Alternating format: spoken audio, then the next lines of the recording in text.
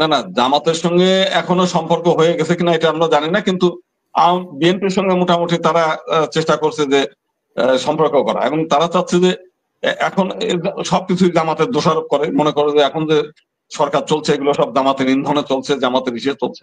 কোনো মন্ত্রণালয় পারে না, তবুও একজনের ঘাড়ে পথ চাপিয়ে নিয়ে নিজেরাই চালাবে। ওখানে 5 জন লোক নিয়োগ করলে কিন্তু তারা ভালো মতো সামলাতে পারে, দেশের লোক নেই, তারা এগুলো করবে না।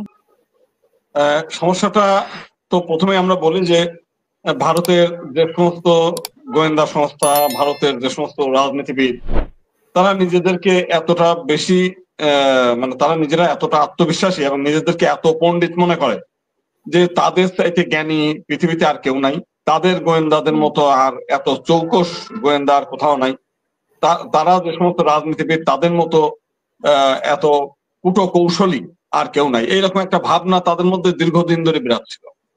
কিন্তু হঠাৎ করে আফগানিস্তান এবং বাংলাদেশের অবস্থা থেকে তাদের যে লেজ গুটিয়ে হঠাৎ করে পালিয়ে যাওয়া, এই জিনিসটা তাদের কাছে অত্যন্ত বেদনার কারণ। তারা মনে করছে যে একদিন আগেও তারা কিন্তু শেখ হাসিনাকে বলতে পারে না এই যে আগামী দিন আপনার এখান থেকে চলে যেতে হবে।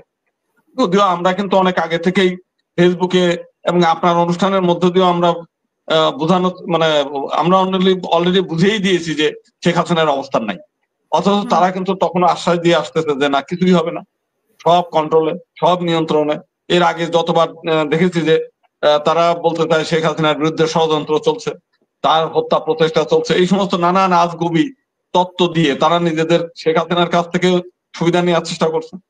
এবং শেখ হাসিনাও মনে করছে যে আমার মনে হয় বাংলাদেশি গোয়েন্দারা আমাদের নিরাপত্তার ব্যাপারে অত উদ্গ্রীব না, বরং ভারতের উপর নির্ভরশীল হওয়া ভালো, এরকম একটা ছিল আর কি। তো দুই পক্ষের উপর একটা নির্ভরশীল অবস্থায় ছিল।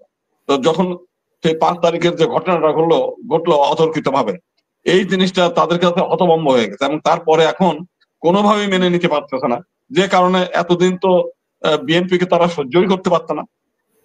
তারেক রহমানের নাম শুনলে পরে তাদের গায়ে হচ্ছে 105 ডিগ্রি মানে জ্বর উঠে পড়তো। এখন তারা উদ্গ্রীব হয়ে আছে যে বিএনপির সঙ্গে কিভাবে সম্পর্ক করা যায়, এখন আবার জামাত না, আগে মানে মাঝে এখন বিএনপি হয়ে গেছে।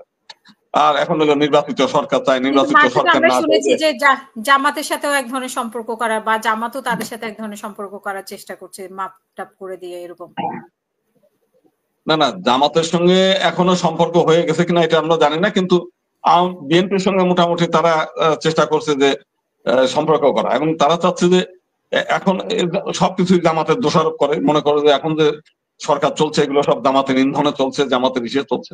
তো যাই হোক, এখন আমি এর আগেও আমরা বারবার মানে বলার চেষ্টা করেছি, যেটা বাংলাদেশের জনগণ যদি চায় যে এই যে এখন যে অন্তর্বর্তীকালীন সরকার, এরা আরো 10 বছর ধরে চলবে, তাতে কি ভারতের কিছু আসে যায়? আমরা যেটা চাইবো, কেন এই সরকার তো এই দেশের জনগণের ইচ্ছার উপর নির্ভর করেই হচ্ছে এই সরকার গঠিত হয়েছে। এই সরকারের ব্যর্থতা আছে, সফলতা আছে, এদের ব্যাপারে আমাদের অনেক কথা বলা আছে। যে আজকে যে মাহফুজ আলম যেটা বলছে, দেশে যুদ্ধ অবস্থা বিরাজ করছে, বিচারের ব্যাপার, তো ওনারা তো নিজেরাই কক্ষিগত করে রাখে। ওনারা মানে আরো 10-20 জন উপদেষ্টা নিয়োগ করে সবার কাছে দায়িত্ব বন্টন করে চৌকস লোকদেরকে নিয়ে একটা সরকার চালাতে পারতো না? ওনারা তা না, ওনারা মনে করে যে এটা হচ্ছে টেন্ডারবাজি, এইটা আমার, এর বাইরে অন্য কোনো লোক যাতে এখানে না ঢোকে।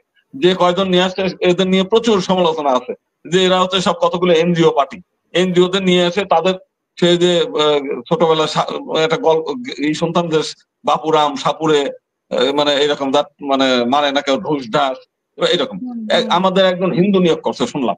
সেই লোকটাদের নাম কি এটাও মানুষ কেউ বলতে পারে না, 2-4টে কথা বলা তো দূরের কথা, মানুষের কন্ট্রোল করতে পারে না। আজকেও গোপালগঞ্জে খুন হয়েছে, প্রত্যেকদিন খুন, ধর্ষণ, লুটপাট সবকিছু। একটা লোক হচ্ছে শুধু পুলিশ দিয়ে কি নিয়ন্ত্রণ করা যায়? মানুষের নেতার কথাতেও মানুষের অনেক অনেক ঘটনা ঘটে, অনেক সময় মানুষের এই থাকে। এখন যে কয়জন উপদেষ্টা নিয়োগ করছে এর হচ্ছে সবই উদিরে খামাখান মতো। আর এখন এই ব্যাপারে আমাদের মানে বক্তব্য আছে। তো সবচাইতে বড় যে ব্যাপার, আমাদের যারা আছে তারা মনে করে যে চেয়ার একখান পেয়ে গেছি, এখন এইটাকে সেই যে কয়দিন টিকে রাখা যায়, মানে খেয়ে নেওয়া যায়, এখানে দ্বিতীয় কোনো লোক যেন না ঢোকে, দ্বিতীয় কোনো মন্ত্রণালয় পারে না, তবুও একজনের ঘাড়ে পথ চাপিয়ে নিয়ে নিজেরাই চালাবে। ওখানে 5 জন লোক নিয়োগ করলে কিন্তু তারা ভালো মতো সামলাতে পারে, দেশের লোক নেই, তারা এগুলো করবে না। সবচাইতে বড় যে বিষয়টা হচ্ছে যে চেয়ারে বসে যে যায় মানে লঙ্কা সেই হয় রাবণ, এই অবস্থা। তো যাই হোক, আমাদের মূল বিষয়টা সেটা তো আমাদের ব্যাপার, কিন্তু ভারত যে কাজটা মানে করতে চায়, নাক গলাতে চায়, সেটার পিছনে আমাদেরও কিছুটা দায়ী আছে। আজকে এই যে অরাজকতা তৈরি হচ্ছে, এইগুলো আমরা থামাতে পারি না বিধায় তারা এই উস্কানিগুলো দেওয়ার সুযোগ থাকে। আজকে যদি আমরা এগুলো ভালো মতো কন্ট্রোল করতে পারতাম, তাহলে এই সুযোগগুলো কিন্তু তারা করতো না। গত শেখ হাসিনার সময় আমরা এই শেখ হাসিনার লোভ ছিল বেশি, চেয়ারটাকে তার আঁকড়ে ধরে থাকা, জনগণের উপর ভরসা ছিল না, জনগণের উপর তার কোনো বিশ্বাসও ছিল না, ভরসাও ছিল না, নিয়ন্ত্রণও ছিল না, যে কারণে সে চেষ্টা করছে যে কিভাবে ভারতের কে মানে ঘাড়ে চেপে এই নিজের চেয়ারটাকে আরো শক্তিশালী করে রাখা যায় দীর্ঘদিন। তার কারণে আমরা যেভাবে চাই, আমরা মানুষ খারাপ, যে কারণে তারা এই সুযোগগুলো নেয়। এই কারণে, তাছাড়া তো তারা তো যদি আমরা এখানে তাদের এন্ট্রি না দিতাম, তাহলে তারা এই সুযোগগুলো পেত না। মূল বিষয়টা হচ্ছে তাদের আক্ষেপ আছে এই বিষয়টা। হ্যাঁ,